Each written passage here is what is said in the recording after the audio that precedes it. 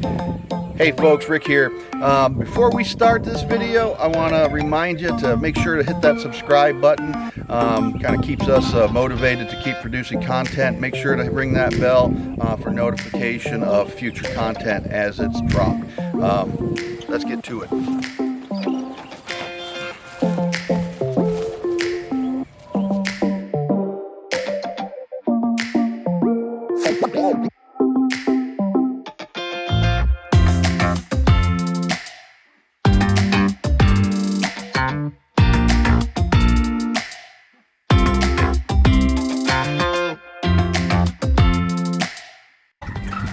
Hey folks, good morning. This is Rick from LaLa Farm.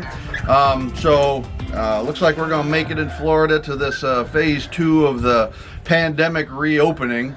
Doesn't change what we're doing any at all, other than I really do need a haircut really bad, so hopefully I'll be able to get a haircut next week, but I digress too quickly. So from time to time we have spoken I have spoken in videos about what we use as a deep litter system. I know Ricky's mentioned that, and Little Rick has mentioned that in other videos. And I've gotten comments about what is a deep litter system. I'm on a lot of Facebook chicken groups, and they ask, what's the best bedding? We've been keeping chickens now for about 3 years, and when we first started, we tried what other people were telling us, which was, wood shavings. We've tried sawdust. Our chickens are outdoors. This is an open coop, as you can see. They've got that hole which allows them to be inside, but most of the time they're out here. They roost up in the rafters up here by choice. So they're outside. So basically all of their droppings go right under these rafters. So 3 years ago or so I read about the deep litter method for chicken coop bedding. So I said, well, I'm going to try that. The bigger problem that we had was also related to when we built this coop. You can't see it, but the land falls about from one end of this coop to the other. It's about 7 inches of drop. So we had, what would happen is the rainwater would run down the slope of the land, and it would run through the water coop. Well, there was really no way to fix that. I put some boards on the outside to try to slow it down and redirect it, which worked somewhat, but we still were getting a lot of water into the coop. We tried this deep litter system, and still every time it rained, it flooded. So we put the initial layer of straw. This is just plain old, the cheapest straw I can find from the feed store. Works wonderfully. It doesn't have to be anything fancy. Sometimes even the moldy straw would work fine, because this is an outside setting, so those mold spores are not going to harm those chickens at all. When we have bales from the goats that get wet, we use that in here as flooring. So we put the initial layer down about 3 years or so ago, and then periodically we simply just take a pitchfork. Most of the problem that we have in here is under the roosts. So right here, and they will poop, and you will see the concentration of poop under there is a lot more under these roosts. So what we do is we come in with a pitchfork periodically, just dig down and flip it. So what you're doing is bringing the bottom material that's already began to decompose to the top, and you're taking the waste and you're putting that further down into the pile. So I would say about every other month, we will then come in and simply add another layer of straw on top of what's already there, and in the interim we just flip it from time to time. So come over here and I'll show you. So if you can imagine, this was about to here 3 years ago. Now this is all soil. This is all soil that's come from the straw. Now I don't think we even cleaned this coop out completely down to dirt last year at all, because we've had our primary laying hens in here, and it just really wasn't bad, and I wanted to continue to have this build up. So if you look at this is only about, that's a little bit deeper there, but this is right up under a roost. This is a little bit deeper here, but in most of this, we've only got a couple inches of straw before we get down to dirt. Now this dirt, if you look at this really fine, is really nothing more than decomposing straw. That's straw particulate down there. The bigger stuff is on top, And the lower we get down into this, it just decomposes and turns into dirt. So what I'll be doing is we're going to be cleaning this coop out today, completely down to dirt, putting a new bedding in, because I don't know if Little Rick has told you, but we're big changes coming to this coop. This has housed our original flock now for 3 years. We're moving, you know, we posted the video a few months ago, how do we move our girls back to the new coop. They still have not relocated, as you can see.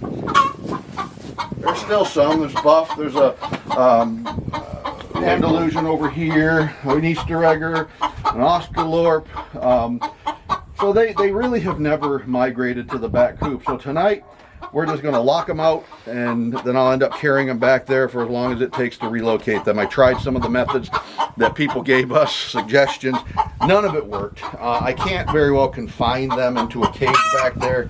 They've never been confined. When I did that before, they just start pulling their own feathers out, believe it or not. So back to the deep litter method. We cleaned this out about 2 years ago, was the last time we did it. We're going to be taking this down to dirt, and what this was, we're going to start using this as our breeding coop. So we're going to be the love shack. Yeah, Ricky calls it the love shack.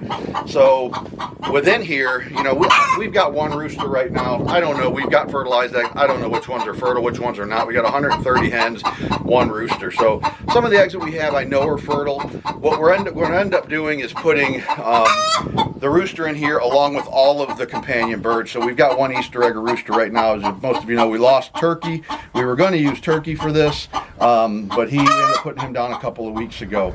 So instead of using Andalusians for this first step in kind of the breeding program, we're going to start with Easter eggers and then our Easter egger hens.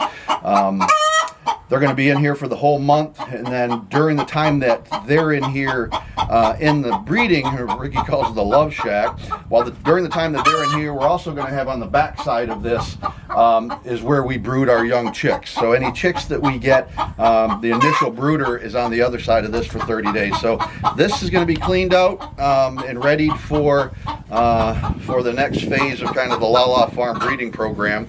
Up until this point, we've really focused on just egg production, laying hens. Starting next month, we're going to start with our own meat birds. Those will start getting here on June 6th with some brisset, and then I think I think we're getting 12 brisset, and then 25 Cornish cross. One of the other will be here on the 6th, and the others will be here on the 16th. So they'll be all in the brooder. Ricky's going to be building a chicken tractor in the coming months, where the Cornish cross will then go into. And in the interim, we're going to start our breeding program in here, and then an egg fertilization or an egg incubation series starting next month. We're going to start a kind of a pretty interesting, what I think is a pretty interesting series as well, on, you know, kind of the farm equivalent of Mythbusters, if you will, using some specific scientific methodologies to test some theories and hypotheses and I guess you could call them urban or farm legends about various aspects of animals. And we're going to start out with testing some theories about floating eggs. How can you age an egg with floating it? Beyond that, you know, what is the ideal temperature? What's the ideal time frame for how long you can keep an egg and still have a good hatch rate during incubation? Those kinds of topics. So that'll be kind of fun. That's my background. That's my experience. That's my my training, if you will, professionally, is as a researcher. I do the farm stuff because I enjoy it a lot more than that. But this doesn't pay the bills. My professional work. So that'll be an interesting series coming out in the next couple of months. But that kind of explains the deep litter method that we use. I prefer this over any other bedding, and it works really, really well for us. Minimal effort, just basically from time to time flipping it over, and it, you know, contributes to the decomposition much more quickly. We take it directly out of here, stick it into the mulch pile, and you know, it'll ultimately make its way to the garden probably next year. So I hope you enjoyed this video. I hope you found what we use as our litter method, our bedding method helpful. If you got any questions, make sure to put those questions down in the comment section. You know what's funny? Over the last couple of weeks, I've talked to folks within the local community as well as other folks in throughout Florida that say they follow us on YouTube, but I never see comments from them. So make sure you put those comments in. Questions, we love to answer those. We love to get feedback regarding the material and any other topics you think might be helpful for us. Make sure you hit that subscribe button, ring that bell for notification of future content. That way you stay up to date as we release stuff.